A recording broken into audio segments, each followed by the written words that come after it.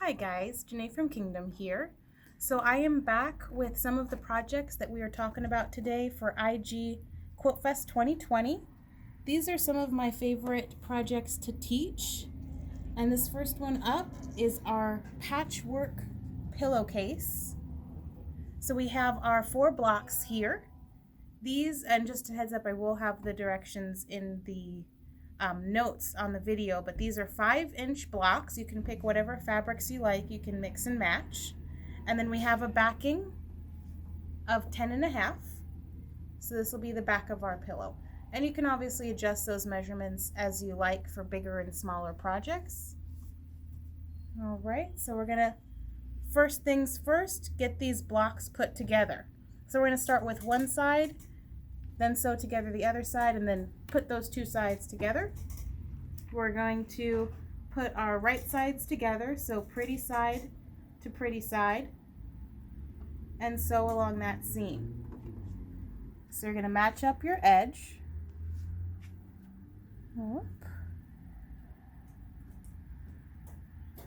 And then we'll sew that on our machine. So let's take it over. There's a couple of different ways that you can measure your seam. We're going to be using a 1/4-inch seam because we're quilting and we want a nice small seam. So we're on the Baby Lock Crescendo, which has that fancy guide beam that we can take advantage of. Put the edge of our fabric on the guide beam. But as you can see underneath, there's actually a marking right on the needle plate that tells us where that 1/4-inch is. Most of needle plates do have that marking, so you can use that as your guide. And you can always use a 1/4-inch foot, which has that little flange on the end of it to make sure you're always sewing that 1/4-inch seam as long as your fabric is along the edge. And that's generally available for any sewing machine as well. All right, so we're going to line up our fabric with our needle and our guide beam and get started. So this machine automatically back tacks for us at the beginning and back tacks at the end. That's stitching over yourself to make sure your seams don't come apart. So we'll go ahead and let it do that.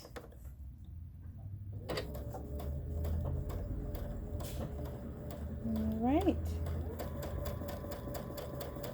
And just keep that fabric along whatever guide you're using.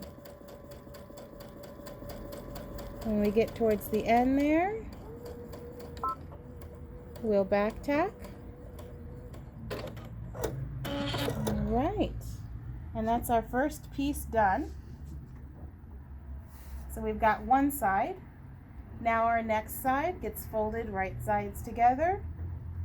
You're going to match up that edge.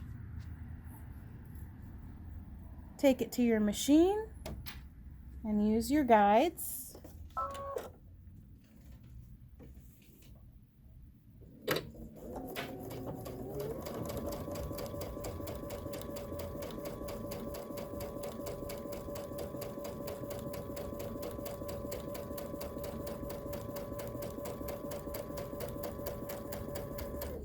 Get right to the end and reverse.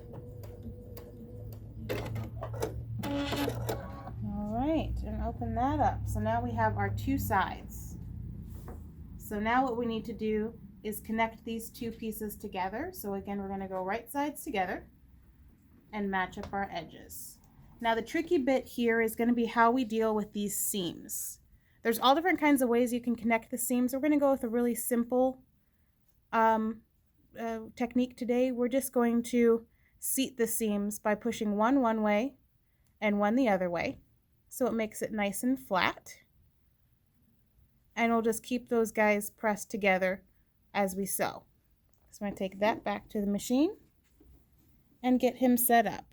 Now this part looks a little tricky because we do have a bit of a curve running along the side of our seam just from putting our pieces together. So what we're going to do is we're really just going to focus on about 3 inches of sewing space at a time. Once we get down to about here, then we'll worry about getting our fabric lined up again. So let's go ahead and get started with that.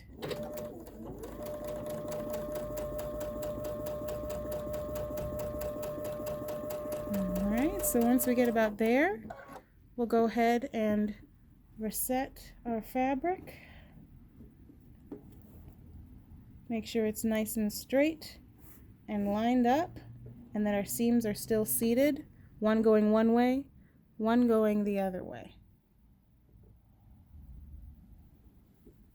And we'll continue.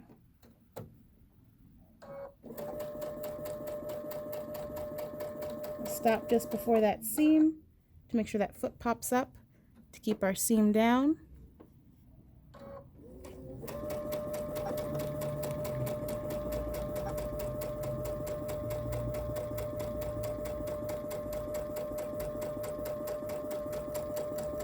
Get to your end and reverse.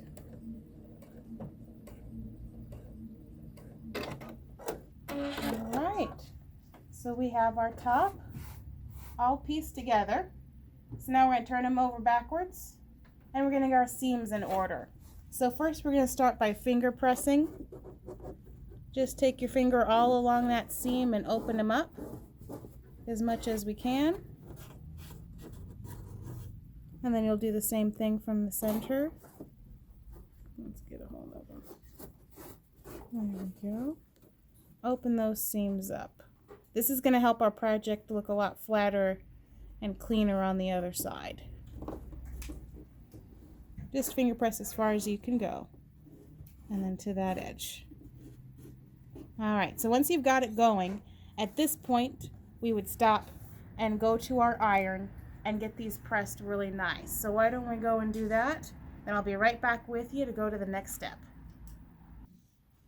Alright, so we've finished pressing down those seams, so we have a nice, pretty, and fairly flat workspace. So now that our top is completed, we now need to attach our top piece to our backing fabric. So again, these guys would go right sides together. This one doesn't really have a right or wrong side, so make sure that you're working on the right side of your top fabric. And we're going to line them up. All right, start with lining up your edges. So what we're going to do is we're going to sew around all the outer edges of our square, all the way around until we get back to where we started. And we're going to leave about a hole just about this big so that we can turn it out and stuff it. So why don't we take a look at how we'll do that. All right. So you can see it's not exactly perfect. When we're piecing together, it doesn't match exactly. We're not going to worry about that because we're going to square it up before we start stuffing it. We're just going to make sure that we're lined up with the top fabric. So we have our guide beam and we're ready to go.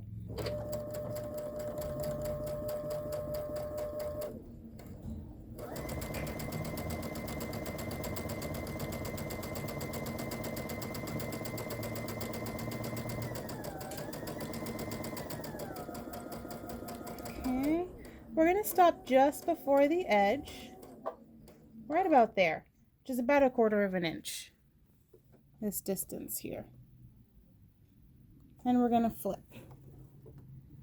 So when you flip, the goal is to get the edge of your fabric as close to your guide as possible. Sometimes you do have to flip back around, stitch one more stitch, and flip it again. And there we go, perfectly lined up. And we'll keep going.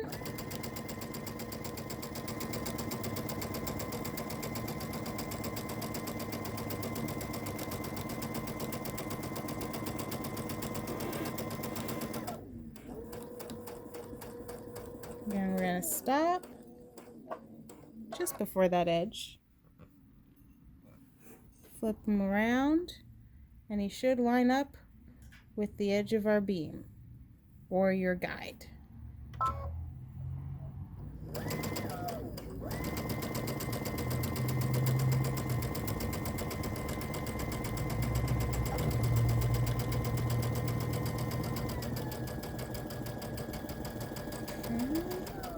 Right about there. Flip, and beautiful, we're lined up again. All right, so we're coming to our home stretch here. So we're only going to go to probably about that second square. So about 5 inches or so. And we're going to go ahead and do our back tack so that nothing comes apart. All right. And now we have the wrong sides of our top and the wrong sides of our back showing. So now we're ready to turn out our project. So how I like to do that is I'm going to use that hole that we made. We're going to grab each of the corners and we're going to press them in and push them out. Grab them, press them in, shove them out, and then grab him, press him in, and turn him out.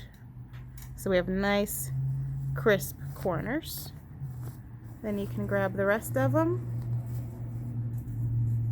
and turn them out. All right, so we have a little pillow form going on here. All right, so now at this point, we're ready to stuff our pillow.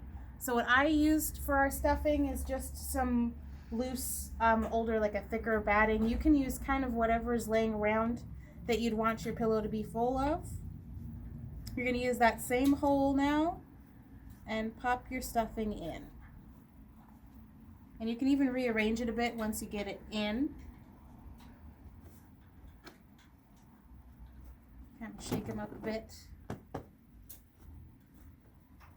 Depending on what you're using, depending on how much adjustment you really need to do when he's in there. You want to get those corners.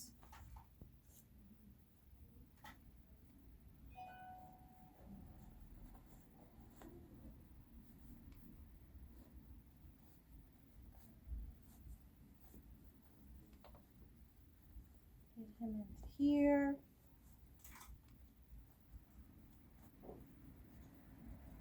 And you want to get it firm enough to your liking, but don't worry about getting it perfectly settled and flat and pretty before you sew it together. As long as you have the amount of stuffing that you want, you're going to have a chance once that seam is sewn to really massage it and get everything where you'd like it.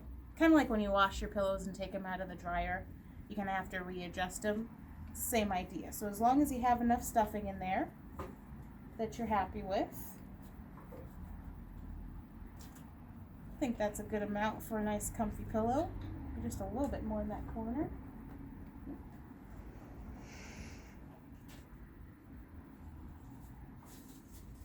Now we're ready to close up this hole. So all we're going to do is we're going to get to that fabric that is open and we're going to turn it in to match the seam that we've already sewn back here. Now, if you feel adventurous, you can just go ahead and take that to the main machine and sew. I'm going to add a few clips just to make sure that that doesn't come undone, and then we'll take that right back to the machine. All right. So now we have, you can use clips or pins. These are clover clips. I really like them because they're fast and easy, just to get those seams together. And now we're going to take it to the machine. We're going to start at about where we had stopped. And this is the trickiest part of our project. You just kind of squish that pillow out of your way, get it set to your machine. We're going to go as close to the edge as possible, so we're not worrying about that 1/4 inch anymore. Take our first clip away and sew right along that edge. Our back tack.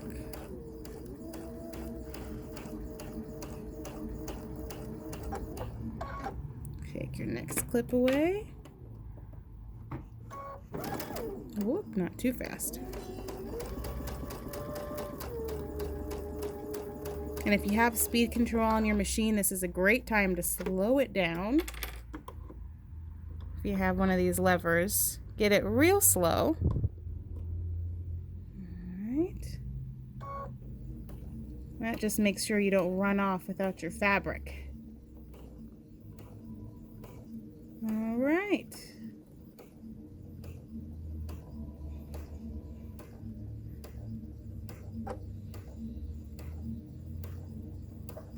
And we're gonna reverse.